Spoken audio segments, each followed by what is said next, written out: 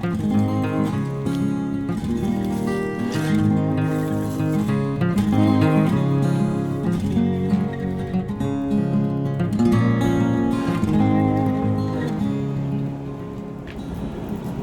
to the Serene Disciple Project at Egret Isle Farm. It's a chilly day. We had rain over the last several days and it cleared out today, but it's cool and a little breezy, but it's warm here by the forge. Well, last week we talked about the fun of smearing paint on canvas. This week we're going to look at a different kind of creative joy.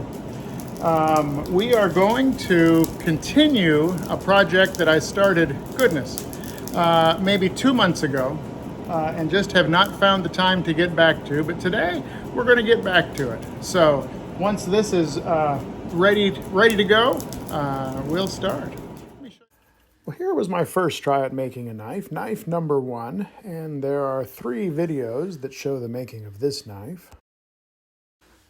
And here is knife number 2, a 17-inch long short sword named Sting that I made for my 6-year-old grandson, much to the surprise of his parents. There was this knife number 2. I'm not sure. I actually started this before that little sword. And I spent a little time roughing out the basic shape. This started life looking more like this. This is a bar of flat stock, 1095 high carbon steel, so it should hold a good edge.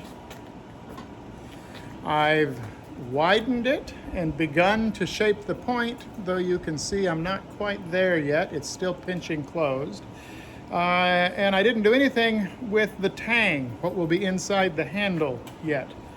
And so today I want to finalize the shape of the blade, and I want to finish the tang, which will mean just thinning it a little bit. And it is too long, and so we'll end up cutting it off at some point in here.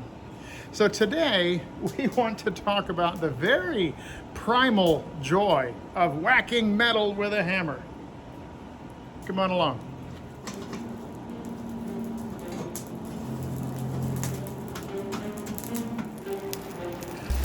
Ah, yes, there's what I've needed. The roar of the fire, the volcanic glow of the metal, the solid, satisfying sound and feel of the impact of the hammer. It feels like connecting with the very primal stuff of creation.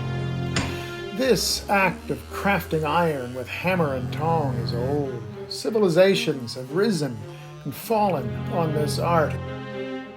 So critical was the craftsman in iron that he was in some ways held in mysterious awe as mystical and magical.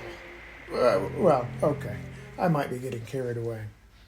But after a week spent in the airy, insubstantial world of thought and theory, it feels good to ground myself once again in the elemental world of fire and earth and whirling spark.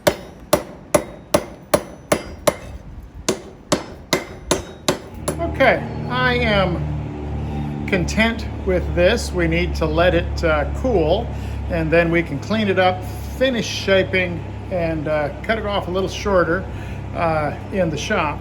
But international media star Bean has flown the coop, and so before we can go to the shop, we got to go find Bean. All right, let's see if we can find him. Let's start with the GPS. Yep, there he is. Okay, we've got his location. He is headed north on County Road 464, almost a mile from here. So let's go get him.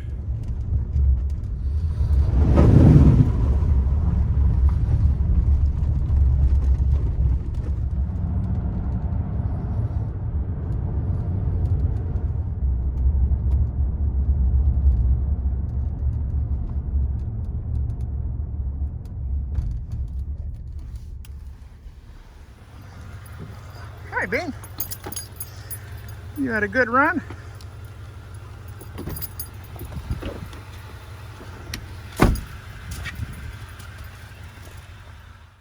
Here was Bean's day out. Not a bad walk. time to go back home.